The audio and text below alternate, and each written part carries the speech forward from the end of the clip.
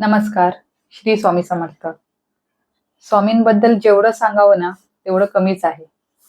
स्वामींचे खूप अनुभव खूप स्वामी भक्तांना आले असतील. खूप स्वामी भक्तांनी माझ्यासोबत त्यांचे अनुभव शेअरही केलेले आहेत. इंस्टाग्रामवरती मला खूप लोकांनी आपले खूप छान छान अनुभव सांगितलेले आहेत आणि ते अनुभव भविष्यामध्ये मी नक्की तुमच्यासोबत शेअर करेन.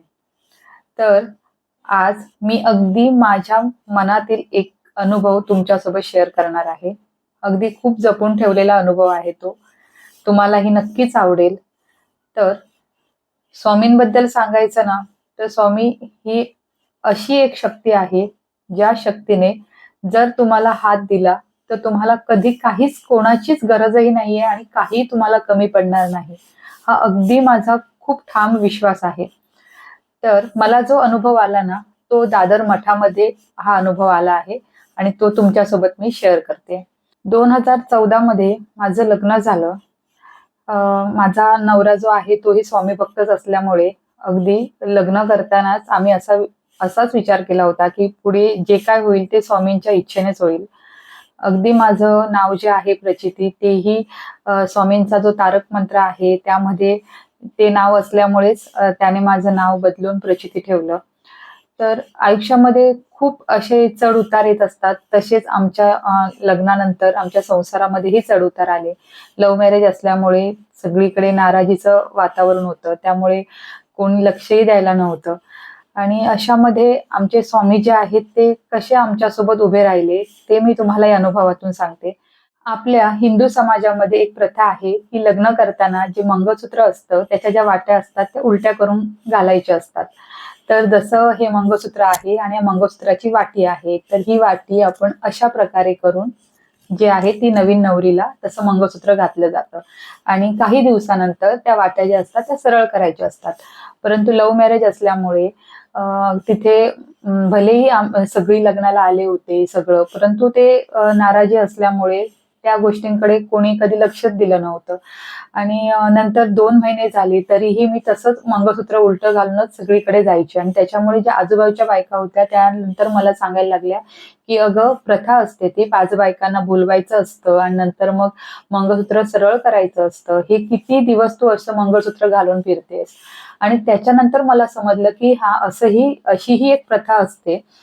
तर मग नंतर मी माझ्या नवऱ्याला सांगितलं, की "आता आपण काय करूया, आपण आता मठामध्ये जाऊया."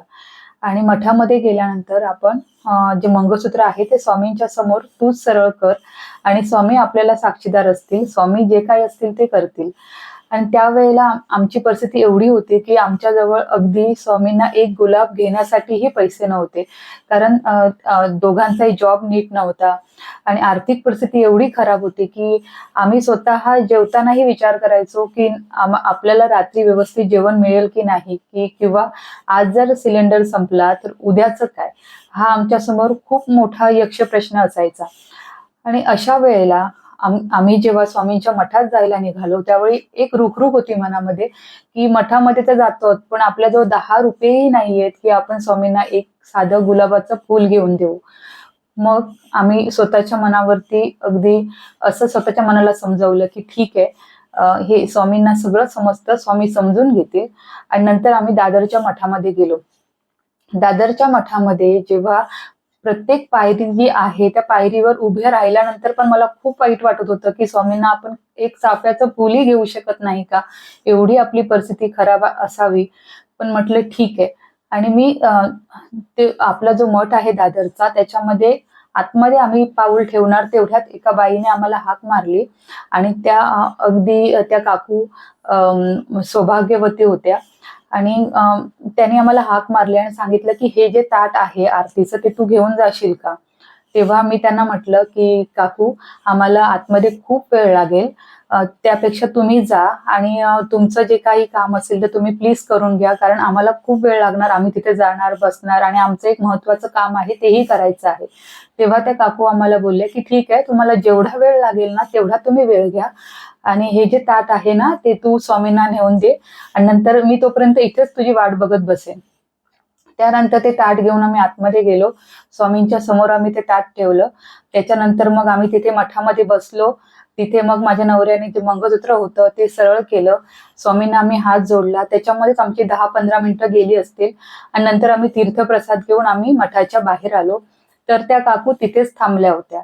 तर त्या काकूंनी आपल्या त्या प्लेटमधला जो पेढ्यांचा प्रसाद होता तो आम्हाला दिला आणि आम्हाला आशीर्वाद दिला आणि नंतर आम्ही निघालो. आम्ही जेव्हा घरी येण्यासाठी जेव्हा ट्रेनमध्ये बसलो तेव्हा आम्हाला ती घटना आठवली आणि म्हटलं, अरे त्या काकू नक्की होत्या कोण? की दरवाजापर्यंत येऊनही त्या काकू आतमध्ये नाही आल्या. त्या काकूंनी आपल्याला ते ताट दिलं.